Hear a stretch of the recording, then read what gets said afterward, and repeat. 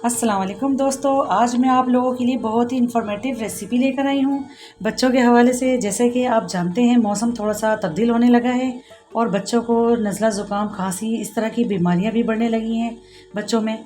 तो मैंने सोचा कि क्यों ना आप लोगों को इसका एक हल बताऊँ। बहुत ही ज़बरदस्त सी रेमेडी है आज की। एक चुटकी के बराबर एक चीज़ हम डालेंगे इसमें।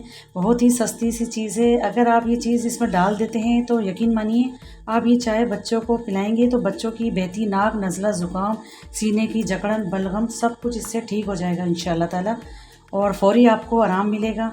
आप ये चाय ख़ुद भी बनाकर पी सकते हैं और बच्चों को भी दे सकते हैं। जिन बच्चों की उम्र 3 साल से शुरू होती है इनके लिए भी आप ये बना सकते हैं। 3 साल से बड़े जितने भी बच्चे हैं आप इनको भी दे सकते हैं। घर में बुज़ुर्ग हैं आप उनको भी बनाकर दे सकते हैं ये चाय। तो चाय बनाते टाइम आपने क्या चीज़ ऐसी डालनी है वो मैं आपको ज़रूर बताऊंगी। तो इसके लिए चाय का मेथड तो वही होता है, सिंपल जो चाय का होता है। तो इस तरह से मैंने इसके अंदर हस्बे ज़रूरत पहले पानी रख दिया था चूल्हे पर। चाय में जैसे ही बॉयल आ गया था तो इसके अंदर मैंने हस्बे ज़रूरत पत्ती शामिल कर दी है और उसको मैंने पकने के लिए रख दिया है। अब मैंने आपको बताया था ना कि वो क्या चीज़ है जो मैं आपको बताऊंगी सस्ती सी, तो वो ये है मेरे पास खसखस। खसखस आप देख सकते हैं ये बहुत ही कीमती चीज़ है। अगर आप चाय बनाते टाइम ये खसखस डाल देते हैं तो यकीन मानिए बहती नाक, नज़ला ज़ुकाम, खांसी के लिए बहुत ही कीमती चीज़ है और बहुत ही आपको इससे आराम मिलेगा। तो ये जैसे ही चाय का पानी मेरे पास पकने लगा है तो मैं इसके अंदर पॉपी सीड शामिल कर रही हूँ, जिसे इंग्लिश में पॉपी सीड कहते हैं खसखस को।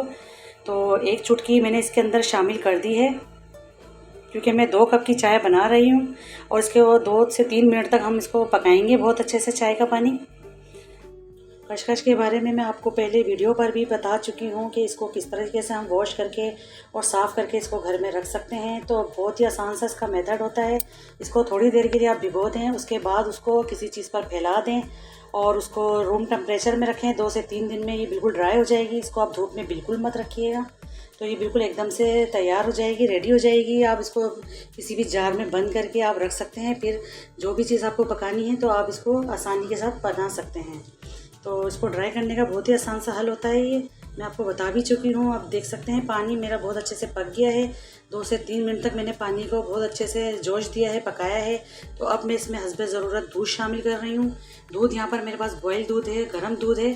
और चाय जब भी आप बनाया करें तो प्लीज़ गर्म दूध शामिल किया करें। इससे ये होता है कि कलर बहुत अच्छा आता है, बहुत जल्दी से इसके ऊपर उबाल आ जाता है। तो बस मैं इसको अच्छे से बॉयल ले रही हूँ इसका बहुत अच्छे से। ये यकीन करें बहुत ही कीमती चाय है और बहुत ही फ़ायदेमंद चाय है और बहुत ही ज़्यादा फ़ायदा है इस चाय के पीने के। अगर आप ये चाय डेली बनाकर पीते हैं इस तरह से और चाय बनाते टाइम इस तरह से एक चुटकी खसखस भी डाल देते हैं तो इसके चाय का फ्लेवर बिल्कुल भी ख़राब नहीं होता। बच्चे बिल्कुल आसानी से ही पी लेंगे और पता भी नहीं चलेगा। और दूसरा ये कि आपको नहीं नज़ला नहीं भी है तो भी आप नज़ला ज़ुकाम, खांसी, जकड़न वगैरह तब भी आप बनाकर पी सकते हैं। इसका कोई साइड इफ़ेक्ट नहीं है। बहुत ही फ़ायदेमंद ये चाय है जो कि आजकल मौसम की तब्दीली की वजह से जो बीमारियां फैल गई हैं इससे बचने के लिए और कोई भी बीमारी वगैरह आपके करीब भी नहीं आएगी क्योंकि आपका इम्यूनिटी सिस्टम हो जाएगा बहुत ही स्ट्रॉन्ग इस चाय के पीने से। दिन में एक बार ये चाय बनाकर पी लें, बहुत ही फ़ायदेमंद चाय है।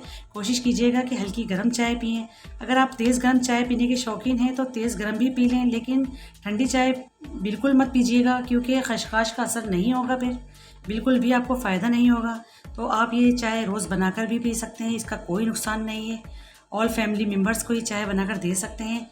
तो ये थी आज की छोटी सी इन्फॉर्मेटिव और फ़ायदेमंद सी रेमेडी। उम्मीद करती हूँ आपको ये छोटी सी रेमेडी अच्छी और मज़ेदार सी लगी होगी। आपने इसे ट्राई ज़रूर करना है और फिर मुझे इसका फ़ीडबैक भी ज़रूर देना है। तो दुआओं में याद रखिए और चैनल पर अगर नए हैं तो चैनल को सब्सक्राइब करिए, वीडियो को लाइक करिए और फिर मुझे दीजिए इजाज़त। मिलती हूँ एक और नेक्स्ट रेसिपी के साथ। तब तक के लिए अल्लाह हाफिज़।